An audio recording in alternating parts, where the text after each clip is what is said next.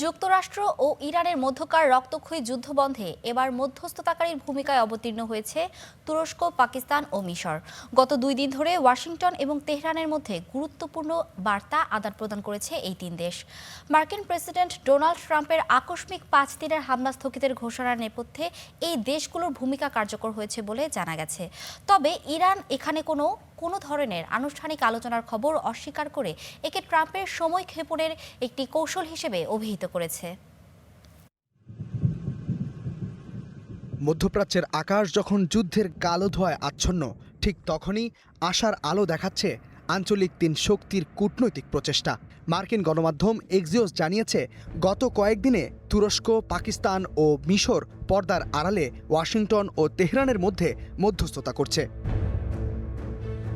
প্রতিবেদনে দাবি করা হয়েছে, এই 3 দেশের পররাষ্ট্রমন্ত্রীরা হোয়াইট হাউসের বিশেষ দূত স্টিভ উইটকফ এবং ইরানি পররাষ্ট্রমন্ত্রী আব্বাস আরাকচির সাথে পৃথকভাবে বৈঠক করেছেন। যুদ্ধের অবসান ও ঝুলে থাকা অমীমাংসিত ইস্যুগুলো সমাধানের লক্ষ্যেই এই আলোচনা। তুরস্কের পররাষ্ট্রমন্ত্রী হাকান ফিদান এই প্রক্রিয়ার সবচেয়ে সক্রিয় ভূমিকা পালন করেছেন। সোমবার তিনি মিশর, পাকিস্তান এবং নরওয়ের পররাষ্ট্রমন্ত্রীদের সাথে টেলিফোনে যুদ্ধবন্ধের কৌশল নিয়ে আলোচনা করেন।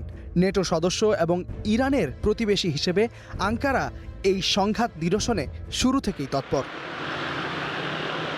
তবে ইরান এখনও কঠোর অবস্থানে অনড়।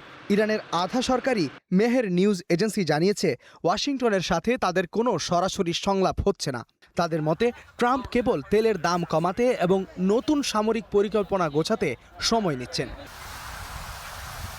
ইরানি সূত্রগুলো বলছে, যুদ্ধের উস্কানিদাতা হিসেবে ওয়াশিংটনকেই আগে শান্তির পথে আসতে হবে, যদিও তারা স্বীকার করেছে যে আঞ্চলিক দেশগুলো উত্তেজনা কমানোর কিছু প্রস্তাব নিয়ে তাদের কাছে এসেছিল।